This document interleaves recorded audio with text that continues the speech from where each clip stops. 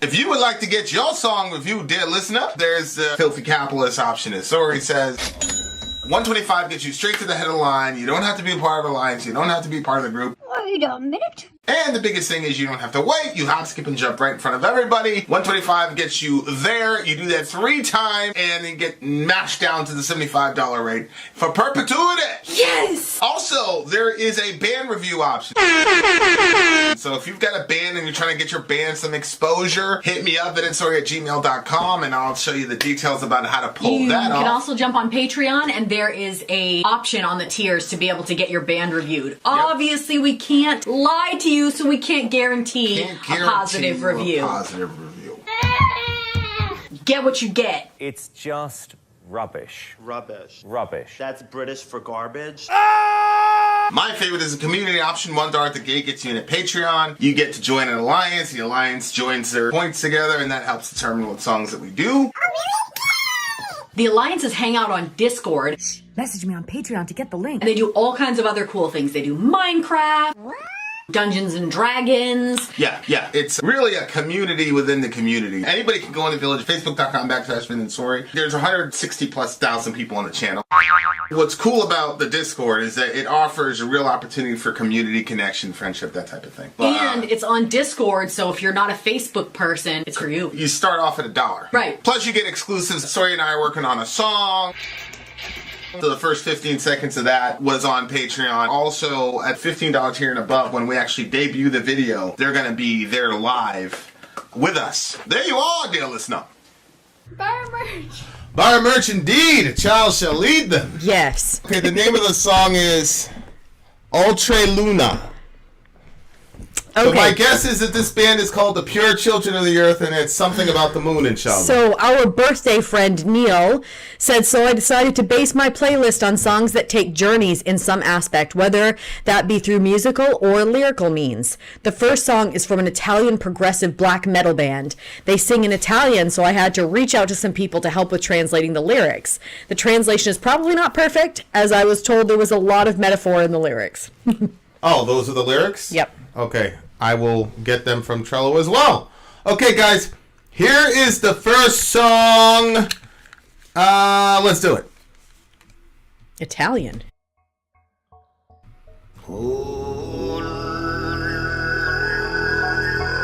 It's got that, you know, that throat singing. Is that what they call it? I don't know.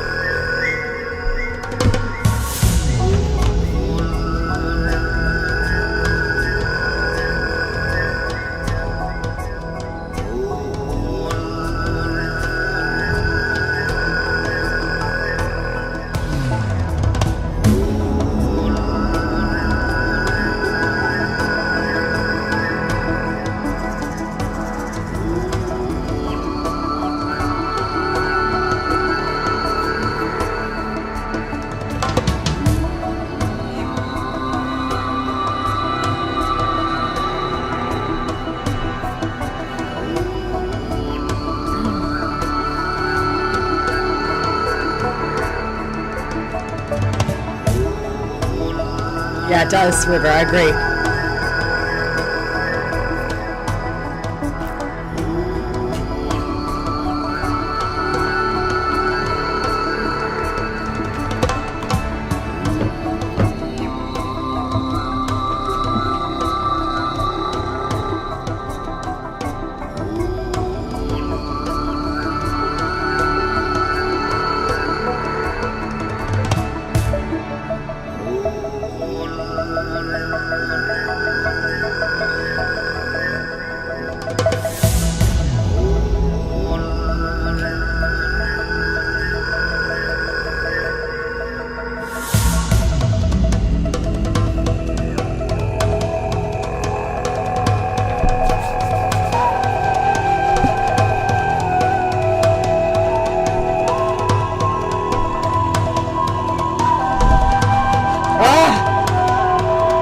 Nature. I like that. Nature.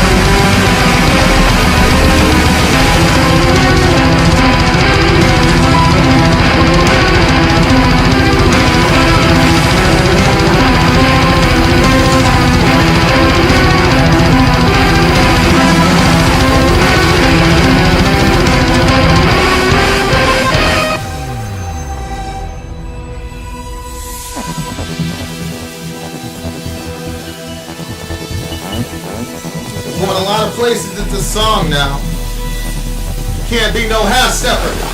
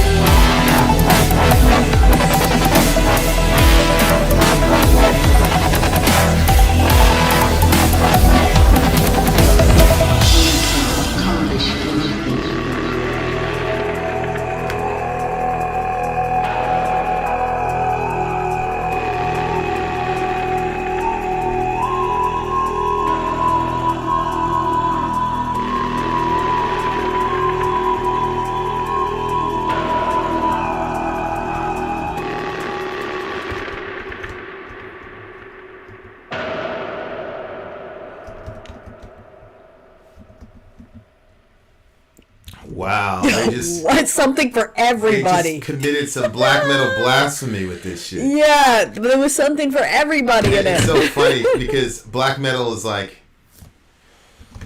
it's supposed to be transgressive and blasphemous, but they have a very like high orthodox. Like some of them are like very orthodox in what black metal is supposed to be. So these guys just went and said, "No, we're doing what we want. We're gonna add dubstep in this bitch and deal with it." And I'm sure there's a bunch of like black metal purists. I'm thinking about one right now that are like, "That is against that's against the rules. No. Because it's hilarious. It's hilarious to me. Like the group that's supposed to be about like blasphemy can't countenance any sort of whatever. But that was badass, man. That was crazy. The dubstep shit at the end was very unexpected on my part. I did not expect that to happen. Nope.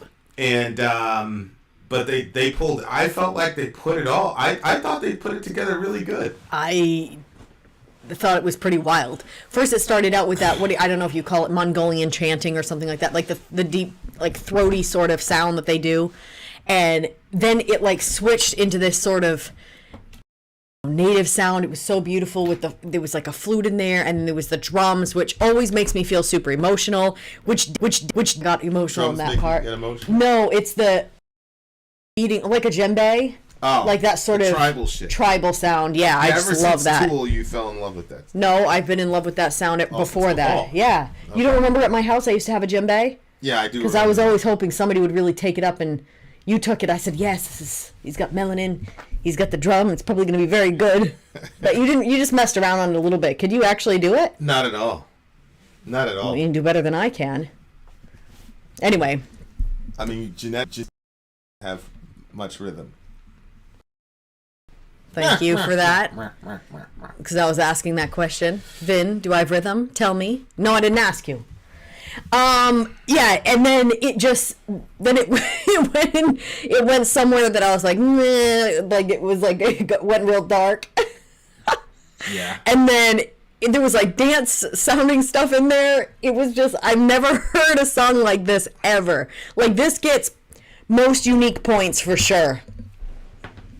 I mean, what happened? I'm trying to work on you're a little bit chippy. That's my mood. Yeah.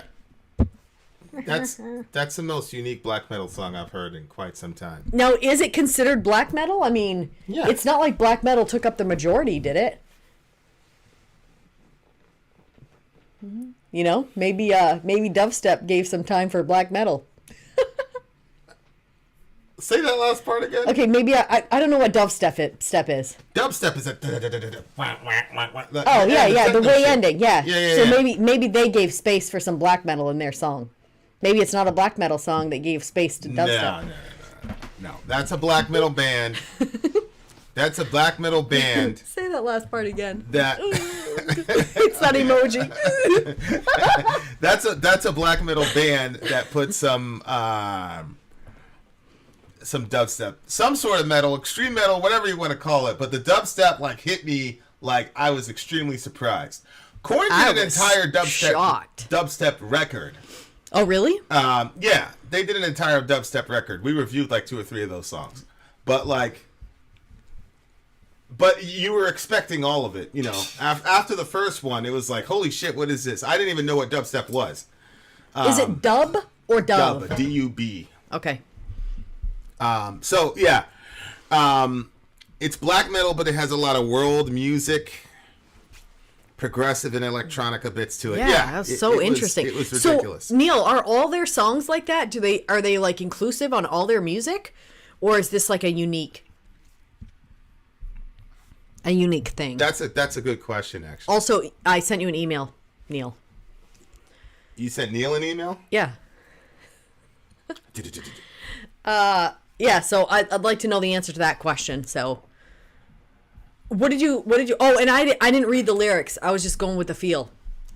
Yeah, so lyrically, it's very interesting because I've been listening. So I was re-listening to Bob Lazar. Bob Lazar, remember the guy that worked at Area 51? Mm-hmm. And he had like the headache the entire time he was doing the Joe Rogan interview. And I was like, do you believe this guy? And you were like, yeah, I believe him. We were listening to it last year by like Lake Well, I think I know which guy you're talking about. And he's the one that talked about reverse engineering. And I've never stopped saying the word since I heard him say it. Correct. Even though I've been saying it for years. Well, you know. I never get any credit. No situation where a black man invented something in the... But yeah, so this is really interesting. And, you know, I got this vibe too where he was talking about... They were trying to speculate, like, what are these... So it was Bob Lazar, and then there's this other guy, Christopher Mellon. Mm-hmm. And Christopher Mellon worked with the DOD very closely. He believes that the crafts and everything that we've been seeing for the last couple of years since the New York Times article in 2017, he believes that those are actual... They're manned by aliens. Can you say that again? Because I think what I heard was not what you said. The crafts that we've all been seeing, the TikTok thing and the other ones. Yeah, he thinks that those are manned. Yes. Yeah, he thinks that those are actually manned by aliens. Okay, that's definitely not what I heard you say. What did you hear? That Black Wall Street was being controlled by aliens. I don't know how I got that, but carry on. I need to go back to bed. Okay, so they think that they're being controlled by aliens. Okay. I mean, did anybody think, oh, no, because people think it could be, like, military or something like that, right? Well, yeah. There's a lot of different theories. Well, it's interesting because a lot of people, like, are like, stopping short of saying, you know, the government officially said they're off-world vehicles not from the Earth. Okay, well, if they're off-world vehicles not from the Earth, then obviously, deductively reasoning, you'd have to say, well, then they're manned by aliens. You know what this one person was saying? I thought was pretty weird. They were basically saying that if everything was created from the dust of the universe, then nothing can be alien to us. So how can we actually test it? What do you mean, test it? Like, you know how they'll say, like, I think we'll that's see. ridiculous. Sorry, what a dumb argument. Say that again. You know how, like, That's people will say we're made of... to your clouded mind. Go ahead, say that again. That basically, like, if everything is made from the dust of the universe and everything is compiled from that source, then are we going to actually find something that we're like, this is foreign? Or is everything, when you test it down, like, you put it in a petri dish, I guess, and test it, it still has the same stuff that we have because it's from... are saying. Well, when we say alien, elementally speaking, we're not saying that they're comprised of something like outside of our known universe. We're simply saying that these are sentient beings outside of Earth. That's when we say alien, that's what we mean. I think is sentience outside of Earth. That's the issue. It's not really about life on Earth as much life outside of Earth. It's about sentience outside of Earth. And so, for Christopher Mellon to say, these are aliens, that was pretty massive. And he said that he's seen. So Joe was like, okay, well, what's the craziest thing you've seen?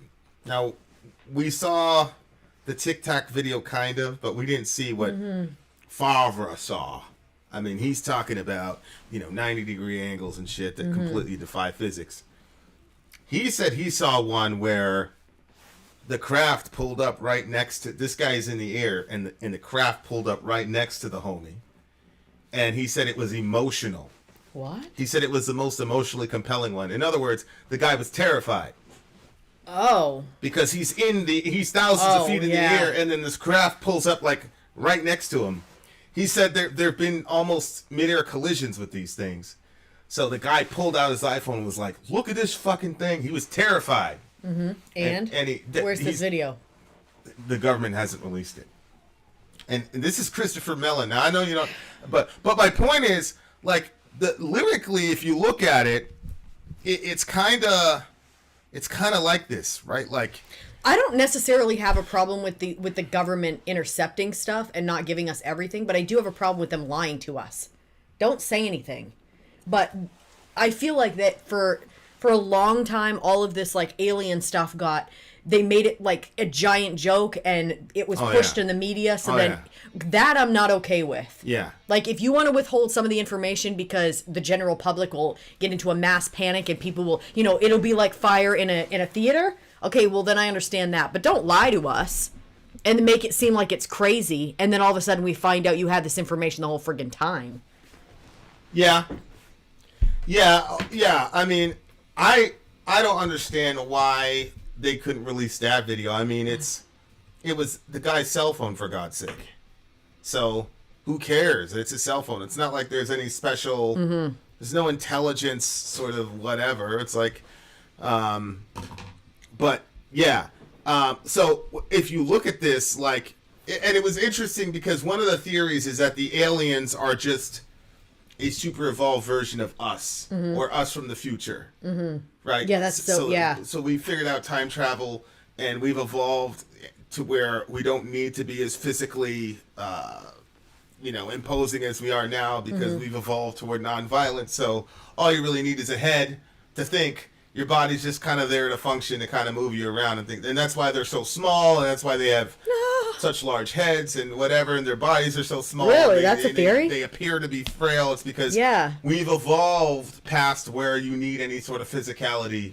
Boring. And we become more cognitive than physical. Wow. But they were talking about how we keep, he talks about a beehive. It's like beehives have been the same for thousands of years. Like, there's no like iPhone beehive, like how it improves. Whereas you look at us, 100 years ago you had a phone, and now you have a cell phone that has like 50 other inventions in it. It's got a camera in it. It's got a music recorder. Yeah, shoot. Remember the teachers used to say, well, you think you're going to have a calculator in your pocket? Yeah. It's like, yeah, bitch, I do actually. All you teachers were wrong. You were wrong. Right? So it's like, and then they brought up an interesting thing about androids, where like you would meld biology and machinery. And Elon Musk said, well, you're already basically there with your iPhone, because you're basically most human, and I've got this Apple Watch. He's like, most human in the Western world right now are a hybrid of man and machine. You cannot function. You have one attached to you with your watch. Yeah, no, it's true. Yeah. And he's like, it's just a matter of time before, you implant. People talk about implanting chips and things like that, so that they're, basically your iPhone would be like in your body, so you wouldn't have to carry it around. So you'd be like, call Joe. That's so convenient. And like, think of all the lives that could be saved. Well, you know, if somebody gets in danger and then they just say call whatever, Call Joe, you right. don't have to worry about losing your phone. You don't right, have and to then worry we're all about. neurally connected, right? So they're Right. like, that's coming in our Because life. even that person, didn't they have, was an Apple Watch or something, and Oh, they yeah. called for it, or was a Ring or something? No, it was and Apple Watch. they were drowning or something, and they called and they were able to get help. Where Yeah, he got they washed out to sea. Yeah. And he said, hey, I can't paddle anymore, yada, yada, yada. And he called and then they were able to track him from his Apple Watch. Yep. This other guy fell like 100 feet down in this whatever. They were able to, he called from his Apple Watch. Yeah. As a matter of fact, the Apple Watch could sense that he had fallen. So they said, hey, you fell. Do you want us to call whatever? No. Yeah. That's crazy. So, I mean, my watch right now is tracking my heart rate. You know what I'm saying? Like, my heart rate's tracked like, I'm crazy about all that shit. So, like... Orion passed me my phone the other day. He's 2. He's like, call to her, mommy. I was like, hey, Siri? And he was like, yes. He started talking to her. Yeah. I'm like, weird. So, like, if you look here on the lyrics, androids roam the distances berserk. Human disowns human, defies human, which, again, some of this is getting lost in translation because, of what Neil said at the beginning. But it looked to me like aliens, or what it felt like aliens. It was very, very tribal. It's interesting, the arc of the song, because it starts out very tribal, which is like the first kind of music you can imagine, and then it progresses all the way to dubstep, which is like modernized, mechanized music, right? And then it talks about human androids. Okay, and all that yeah. jazz. So I really like the song. Wow, what a I unique like the song. concept. Yeah. What did you give it? Shoot, man, this is tough because it's not like let me add it to my playlist, but it's so friggin' unique. I haven't heard a song this unique, so I think I'm gonna have to go with 9.7. What's happening? Fixing my mic. Here, what are you giving it? You can fix it on the commercial. Don't fix your mic, you sound point and part Android. Solid 9 for me. I like the dubstep part. The dubstep part hooked it up for me, for sure. I felt like the tribal stuff. I'm not a fan of tribal drumming at all, actually. I can't stand tribal drumming. I don't like it. Why? I don't like it.